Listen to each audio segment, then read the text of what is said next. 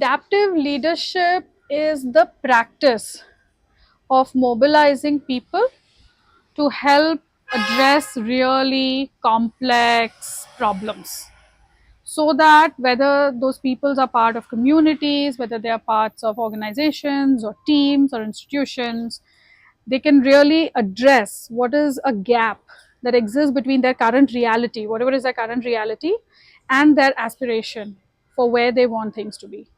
And so we in the adaptive leadership framework really do see leadership as a practice. That's one of the central pillars of our work. We don't see it as just formal positions, we don't see it as just traits or characteristics, but we do see it as a practice.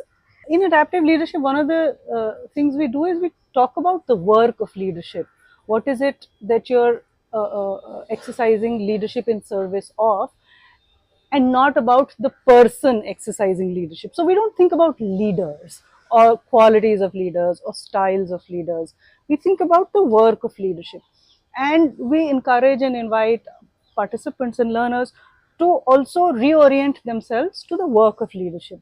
And that itself is a significant shift often for people. It sort of causes dissonance, but it's also very helpful then to reorient not just one's own attention and efforts, but to reorient the attention and engagement of the system you're working with towards the work.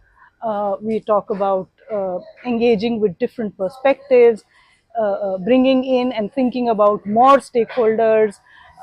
So, in some ways, the way we teach or we think about adaptive leadership is really that there are a set of skills, and we distinguish the work of leadership from the work of people in positions of authority. There is a lot of work that we do on authority dynamics, both in terms of how we claim our authority as well as how we engage with people in positions of authority.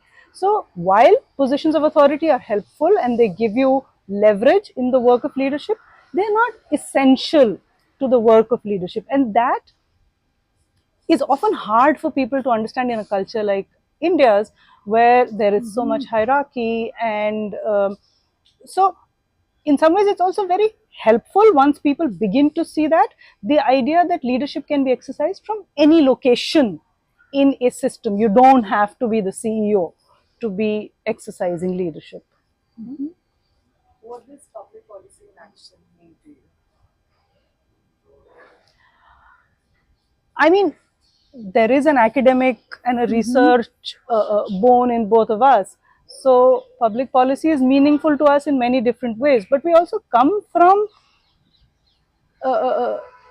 deeply grassroots experiences ourselves. And I feel we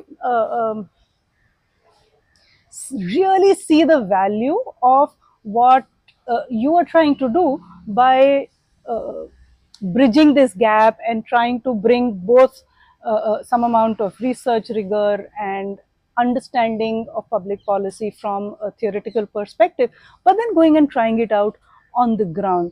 And in some ways, that's what we try and do with the work of leadership.